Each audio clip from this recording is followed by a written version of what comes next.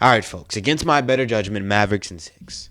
Mavericks in 6. I know they lost this first game. They lost it pretty bad, right? But after watching the first game all the way through, I can conclude that the Mavericks can beat this Clippers team. If they would have won this first game and won it in the way they should have, I would have said, "Oh yeah, you can sweep them, gentlemen. They're gonna get a game. But you could have." I got Mavericks in 6. The reason I have Mavericks in 6 is because I think they can do this. They have the better squad. Their pieces just aren't disciplined. And it's going to take overnight discipline. Because when you have a guy like Luka, and I'm going to jump into it because I have a lot of problems with this first game. I'm going to be bringing them up.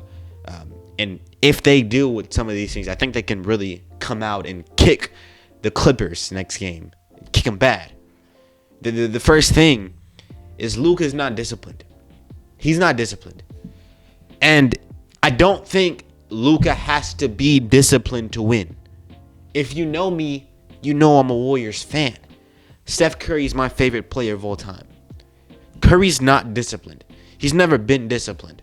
But when Curry wins championships, he's surrounded by players that are disciplined. For every single game that Curry made 5 turnovers, there was a game where Sean Livingston didn't turn over the ball. For every single game where Steph Curry did a back cut and called for the ball and then didn't catch it, there was David West down there on the low post directing Draymond to go down low and get the rebound. Or you would even have Draymond himself disciplined. Klay Thompson has always been disciplined. You have Andre Iguodala, one of the more disciplined players of all time in our NBA, National Basketball Association. The Warriors have disciplined players to make up for Steph Curry being undisciplined. Luka Doncic is undisciplined. And then Josh Green is undisciplined. And then Dante Exum is undisciplined. And then Daniel Gafford, he's all right. I won't speak about him. But Derek Lively, he's a rookie, so I won't speak about him. But Tim Hardaway Jr., he's undisciplined. Derek Jones Jr. is undisciplined. They have too many PJ Washington, very undisciplined. Maxi Kleber, he's all right, but he's undisciplined. You have Dwight Powell. I know he didn't get in the game, but he's undisciplined. They have so many players that are undisciplined. It does not make up for the fact that Luka's undisciplined. Luka is never seeming to be mentally there on the defensive side of the basketball. Not that he's not trying, but he's not using his head. He's distracted by all these random things, and he's talking to the ref. It was a play in the fourth quarter. I won't show it because I don't have clips here. But Luka Doncic literally is guarding Paul George. I think he's guarding Harden. And Harden does like this little flare thing. He hits Luka. But you're literally guarding Harden and you're looking at the ref while you're guarding James Harden. Like, yo, ref, call this foul. And so Harden does what Harden does, gets a step back 3. And it was a mental lapse by PJ for not getting closer. But Luka could have played better defense if he wasn't looking at the ref while playing. Like, for one, that's disrespectful to James Harden. Because you're going to guard James Harden, like probably top 5 shooting guard of all time. You're going to guard him in a way that you only put 50% effort, 50% is going to talking to the ref. That's disrespectful. For 2, you're not mentally in it. You're not mentally in the game. Bro, like, okay, we get it. Like, whatever. Like, half of the stuff you cry about, Luka, is not even, like, I wouldn't cry about it if I was on the court. But let's not say if I was there, because, that's not a cool analogy. But, a lot of it isn't worth it, in my opinion. Right? Just get in the game. He's undisciplined, and his teammates do not pick up his slack. And I can tell Mark Cuban's going to work on this in the offseason, just from looking at him on the sidelines. But the main issue is you have teams that have a lot of older guys, right? And they're wise. A Warriors team that is way worse, in my opinion, than this Mavericks team can win 46 games because they have vets and they know how to win games, right? They didn't beat any of the top 6 seeds, but let me let you know, all the trash teams, they beat them. The issue with a very young team is that they're going to be like real in it, but they don't have the wisdom and they're playing for the wisdom. The issue with a team like the Mavericks is that they're not very young. They're also not really middle-aged. They're not old. They're just like right after youngness. They're like 23, 24, 25, 26, 27, 28, 29. Maybe like at 30. It's like mid to high 20s. You don't really have much wisdom, and you also don't have much drive.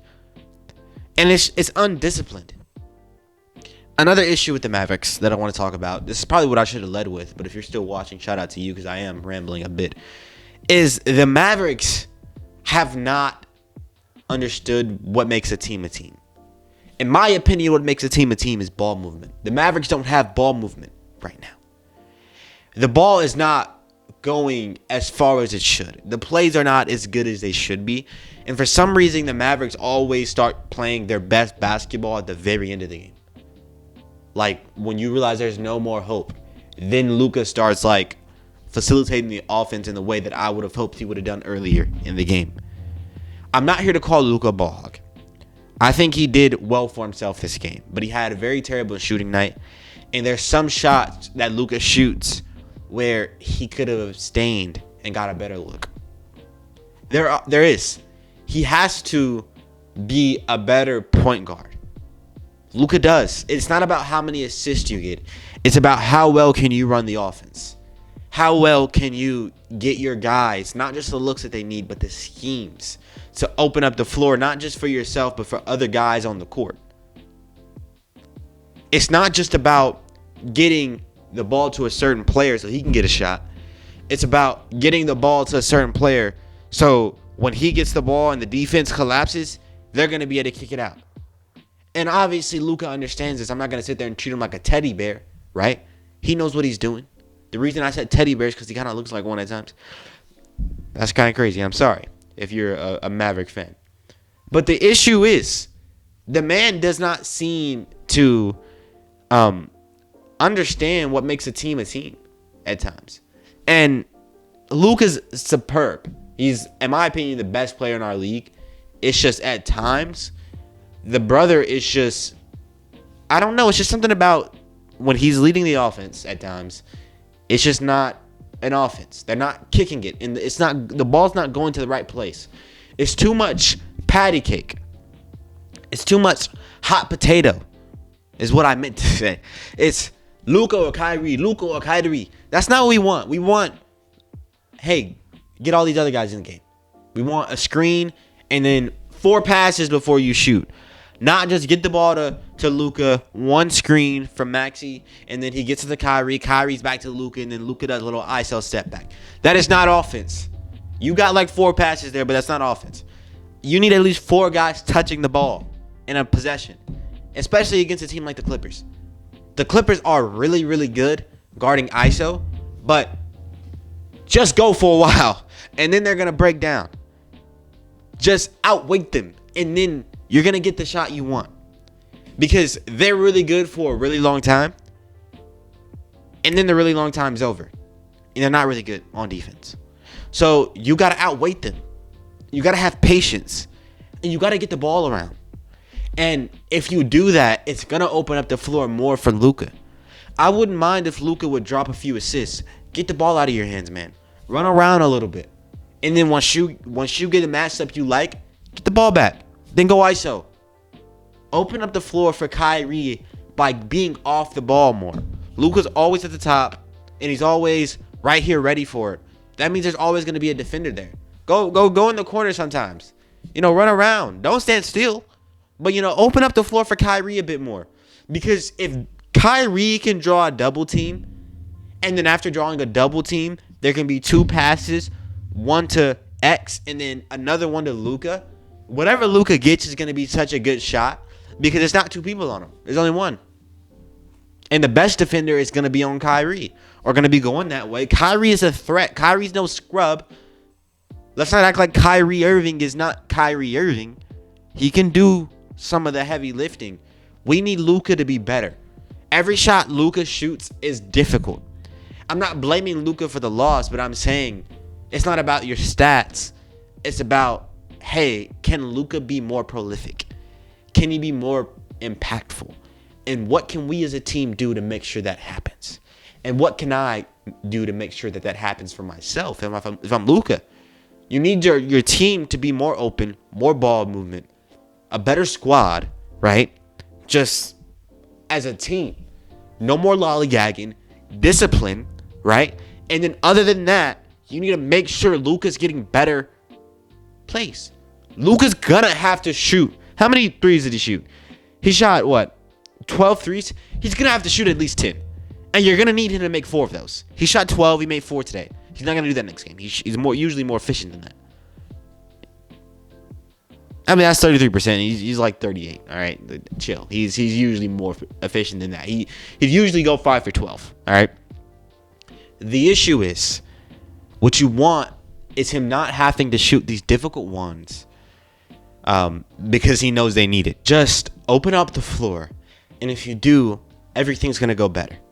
So the moral of this is, be disciplined and more as a team.